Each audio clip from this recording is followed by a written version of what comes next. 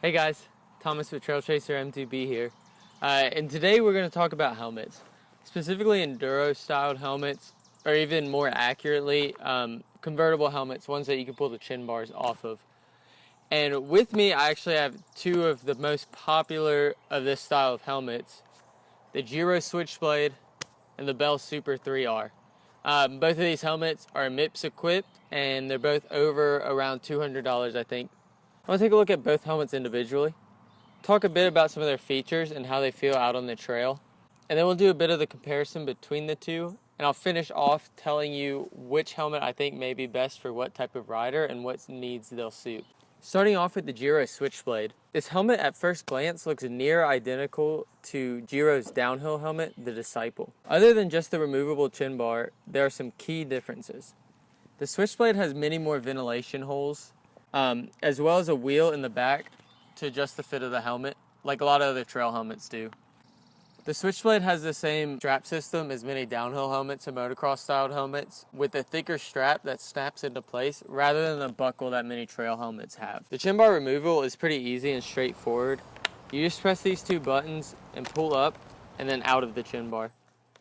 Immediately you notice without the chin bar, this helmet looks quite different from most trail helmets. It's a full cut helmet, and being so, it still covers the ears even without the chin bar. One side effect of this is the helmet definitely doesn't ventilate air quite as easily as some other helmets or other trail helmets.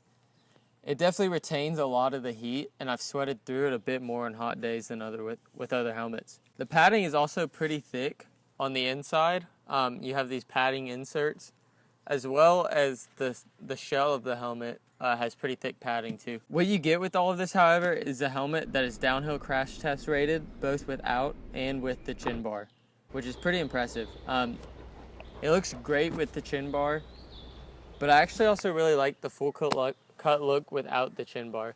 It's definitely not something you'd see on the trails regularly, and I haven't seen much, and I don't know of any other helmets right now for mountain biking that have the full cut look. But I appreciate it. You know, it's unique. It's a little different. And I think it feels great, honestly, and I think it looks great too. A few other cool features this helmet has. It comes with this replacement visor here, which actually has an action cam mount built into it, which is cool that you can just throw a different visor on there, throw your action cam on there, and already have a mount on there for you. Another cool thing is how well integrated this helmet is for goggles.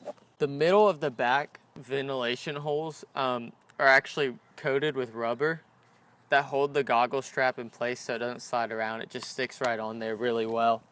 Another cool thing is the visor actually pops up high enough for goggles to sit under the visor on top of the helmet when you're not wearing them, which is really convenient. Along with that, even when you take the chin bar off, the goggles fit really nicely into place in the helmet and really just sit in that spot.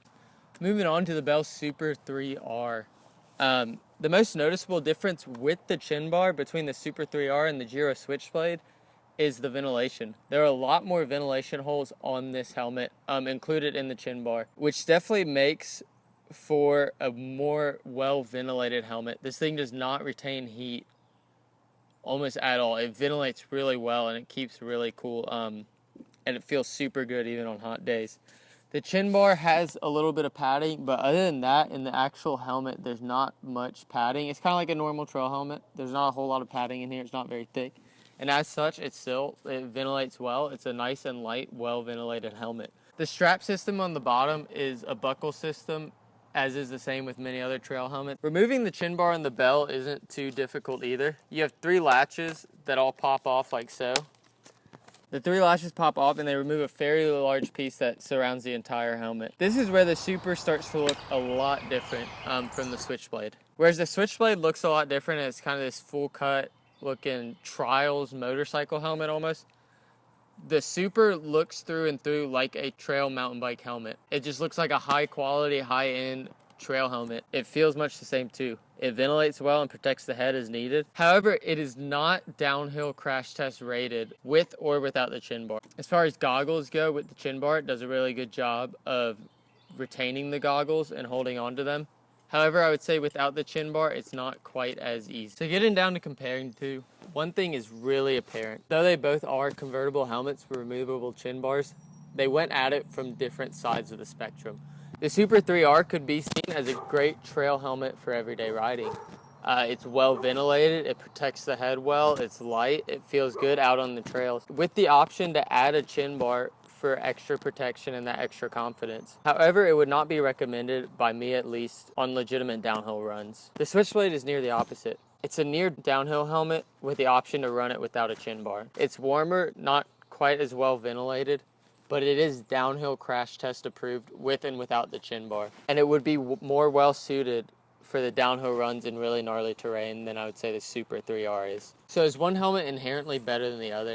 No, I don't really think so. I think each of these helmets works better for a specific type of rider. I think it's just up to what angle you're coming at it from. Do you ride downhill trails regularly and don't mind sacrificing good ventilation and weight? Or do you prefer a lighter, more well-ventilated helmet with the option of added security of a chin bar? I think really at the end it comes up to that. I think they're both great helmets. I've gotten to wear both of them a little bit and like them a lot. The Giro Switchblade is mine specifically. That being said, I think they're both great. I think both options are awesome. But thanks for watching. Subscribe for more videos like this. Check out some of my other edits and follow cams if you're into that kind of mountain bike stuff. And I'll see you guys in the next one. Go out there and get you something good to protect your head.